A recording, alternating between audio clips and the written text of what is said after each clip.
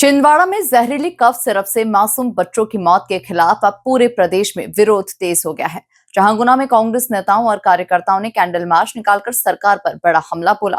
पूर्व मंत्री जयवर्धन सिंह ने स्वास्थ्य मंत्री से इस्तीफे की मांग की है। देखिए खास रिपोर्ट। कफ सिरप कांड पर सियासी संग्राम।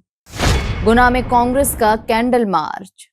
जयवर्धन सिंह ने साधा सरकार पर निशाना। स्वास्थ्य मंत्री के इस्तीफे की मांग।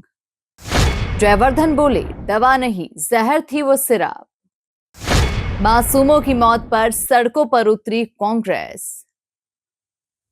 भारतीय राष्ट्रीय कांग्रेस ने गुना में कैंडल मार्च निकालकर मासूमों को न्याय दिलाने की मांग की है।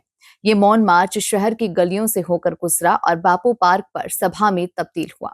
कार्यकर्ताओं ने हाथों में मोमबत्तियां और पोस्टर लिए सरकार के खिलाफ जमकर नारेबाजी की।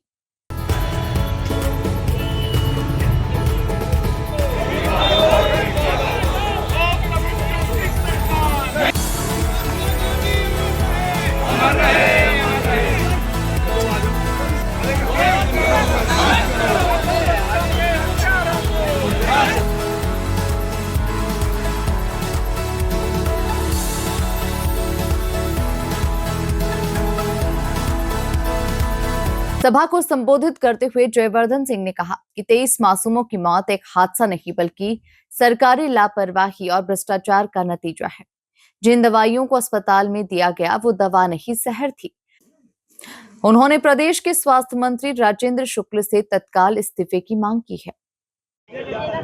आज कांग्रेस पार्टी की तरफ से छिंदवाड़ा जिले में परासिया क्षेत्र के अस्पताल में फर्जी दवाई के कारण पिछले 3 दिनों में 23 बच्चों की मृत्यु हुई है।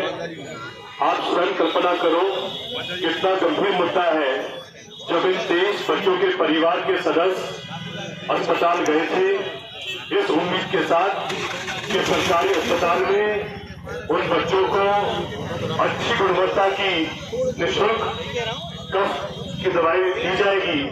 लेकिन अफसोस की बात यह है कि भाजपा सरकार में जो ये नंगा नाच चल रहा है भ्रष्टाचार का और जो अति हो रही है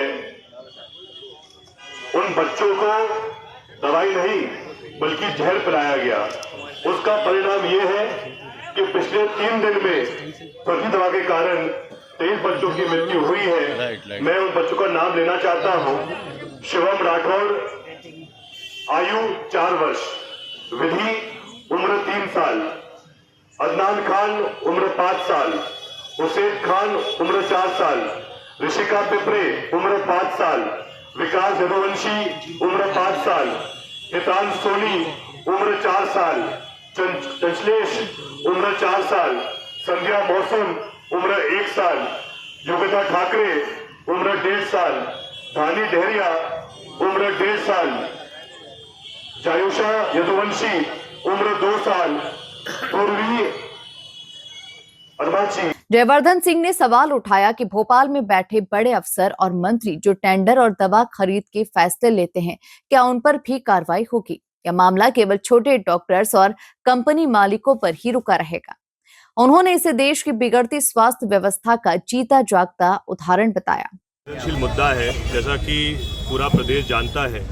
आज से 3 दिन पहले छिंदवाड़ा के परासिया क्षेत्र में अनेकों बच्चों की फर्जी दवा के कारण मृत्यु हुई है।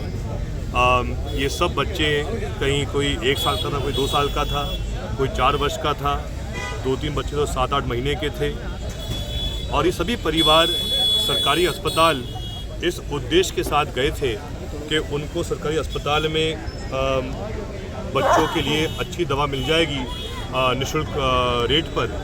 लेकिन अफसोस की बात है कि भाजपा का राज एक ऐसा राज है जहां उन बच्चों को दवा नहीं जहर दिया गया।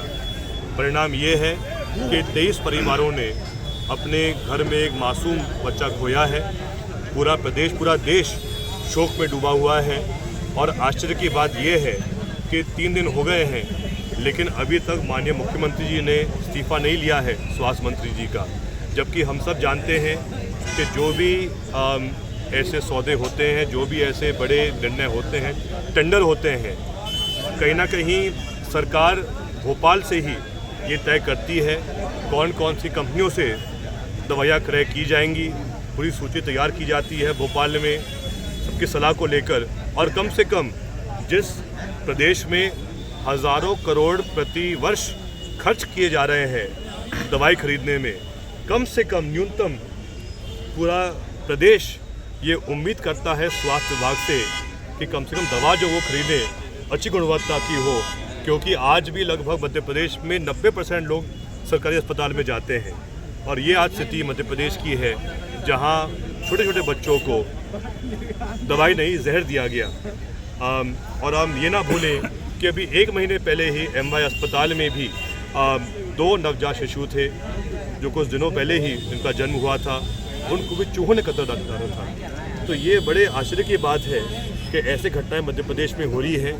सीधे तौर पे इतने कम समय में 2 इतनी बड़ी घटनाएं होना हमारे चिकित्सा सेवा में इस पर दर्शाता है कहीं ना कहीं पूरा स्वास्थ्य विभाग डूबा हुआ है भ्रष्टाचार में, और कहीं ना कहीं बहुत बड़े स्तर पे आम जन के साथ अन्याय हो रहा है। क्योंकि हम ये ना भूलें, जिसके पास धन है, जिसके पास पर्याप्त आर्थिक व्यवस्था है, वो तो बड़े बड़े अस्पताल जा सकता है, निजी अस्पताल जा सकता है, दिल्ली जा सकता है, बम्बई जा सकता है अच्छी ट्रीटमेंट के लिए। लेकिन जो निर्धन परिवार है वो लगभग 90% सीमित रहता है सरकारी व्यवस्थाओं पर। और अगर ऐसा अन्याय और ऐसा पाप भाजपा सरकार कर रही है कि दवाई के बदले जहर बांट रही है, तो इससे और बड़ी दुख की बात कुछ नहीं हो सकती। हम यही मांग करेंगे कि तत्काल स्वास्थ्य मंत्री इस्तीफा दें और जो सभी पीड़ित परिवार हैं उनको न्याय मिले।